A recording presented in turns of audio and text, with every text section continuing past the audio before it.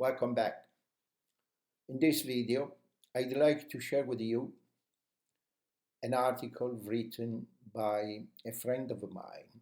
He's a UK citizen, he's a decent man, he's, you know, someone who advocates justice, social justice. He's a passionate about, you know, caring people, particularly people who need help. Okay, so this is the story I'd like to share with you. The title of this article, to be precise, is a Facebook post, but he prefers to call them articles, and they can be considered really articles because, I can say that you can find a reflection, an article like this on some famous morning paper, British morning paper, or even, the BBC website. The title of this article is The Story of a Labour Voter Who Doesn't Like Politics and Miss Politician.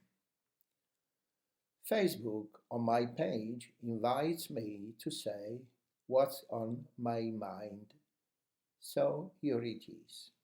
There are millions out there just like me, convinced that I always make the right choice, always know good people from bad, and never stop to count how often I have been wrong. All of the times I was right, I remember vividly, but my mistakes, whoever bothers to look at those. When I was 10 years and 11 months old, how's that for a memory? I was, I made a mistake. I was on my way home from school when I had an accident because I was stupid enough to ignore advice to be careful. I went, as I often did, clambering over some large tree trunks loosely stacked and positioned up the side of a steep bank. I was a confident climber, often going up fruit trees to scrap apples and conquer trees. But on this occasion, I was on my way back from taking an 11 plus exam when I fell, fracturing my skull. An ambulance was called and I was rapidly whisked off to hospital. My head was half shaven and my skull x-ray and the dent pulled back into shape. I was told that everything went quickly and efficiently with no brain damage at that time, and it probably did. In the meantime, my dad went to the council, wrote to the local paper, and raised hell until they fenced off this dangerous area.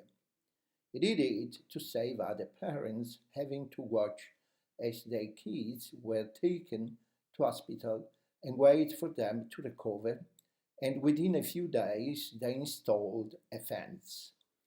They thought of raising a claim for damages never entered his mind. That was back in 1954. Now, I have seen the claim culture grow into a very lucrative business, with lawyers traveling to the Middle East simply to fabricate claims of brutality against British servicemen and make millions only to give a few quid to their alleged victims. Why other we can fix lawyers get celebrities off their driving bans and speeding fines and crooked rich people off their tax evasion charges. They even advertise for people who think they have a claim against our NHS on a special service. They have absolutely no interest in the common good and give justice a bad name as they grab huge chunks of cash before their clients ever see it. Not a good thing when our Labour leader, Keir Starmer, based all of his original 10 pages on the word justice. After many decades, I am reasonably confident that I can tell a good person from a bad one. And today, politics is about which party are the good guys. We have the bad Tories, the party of division, the nasty party getting nastier each day. They get into power by lying and seem to dictate how we can help ourselves to get rich and how can we make other people responsible for everything that is wrong in our lives.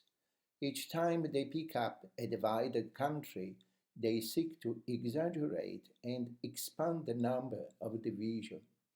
They are not all the same.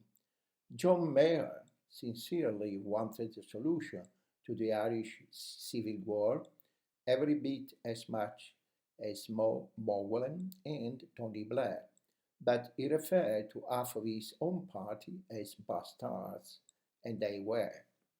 But in contrast, they had Thatcher, a right winger being led by members of parliament, even more right wing than she was. And when she met Reagan, together they formed an alliance that changed the world by changing its economical system. They made greed a good quality. Everything and everybody had a monetary value and became an asset, and everything of no monetary value was seen as a liability and became of no value.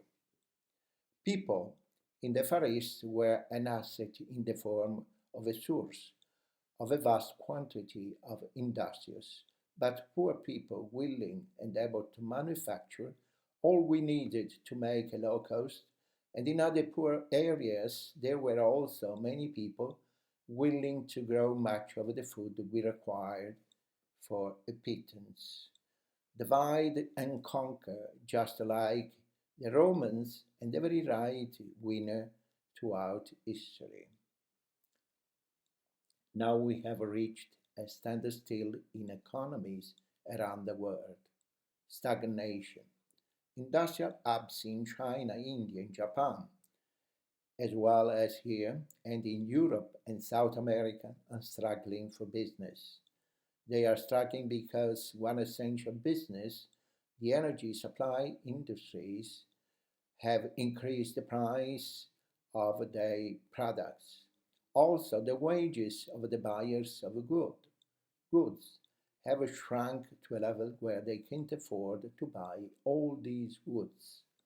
Supermarkets who see an opportunity to increase their profits by applying increased costs and the profits that they give.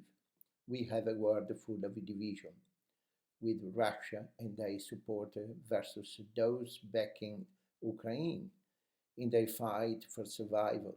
The energy companies fighting their customers, be they nation, industries, food suppliers, etc.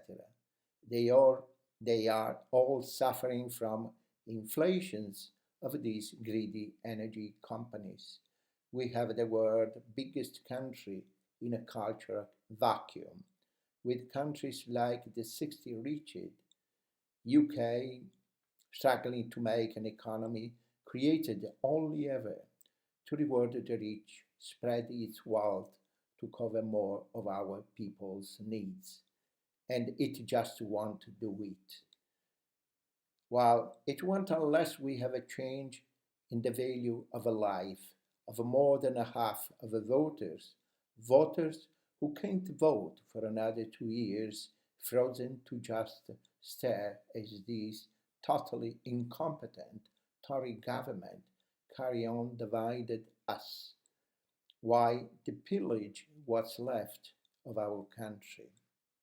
They can do it here in 2 years' time, but in America it looks like a lost cause. As I grow older and tired, I will fade and die in the quite near future. But each day that I am able to, I will continue to remind the people that there was a better way of life, a time when rich people kept their wealth, but the wealth obtained from growth was shared enough to keep most of our people fed and out of the depth of poverty we now are seeing.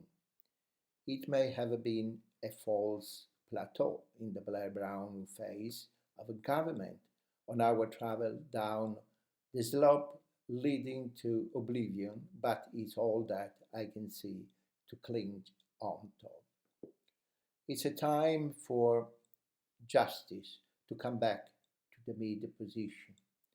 Fairness for all instead of everything going the way of the rich. You see, in the seesaw of a life, when so many poor are on one side, the seesaw goes down and all of the world drains to the bottom, never to make the journey back up the slope to a position of equilibrium. Equilibrium. The increasing cost of our NHS needs to be spread more evenly across all who may use it as an even percentage of everyone's earnings rather than a large percent of a poor people's earning and a tiny percent of the earnings of the rich. This will only ever be achieved if all parties agree to make the needs of the NHS a fixed part of the value of our country. I don't want a luxurious, overfed NHS, just one that is monitored with a metric based on value for money and performance, like we used to have prior to 2010, when metrics were thrown out by successive Tory leaders. I won't be disappointed by a further transit economy that is functional rather than a Rolls Royce system that only ever works in favor for those already sufficient rich. And this is the story, the article that I want to share with you. Thank you for watching. Bye bye.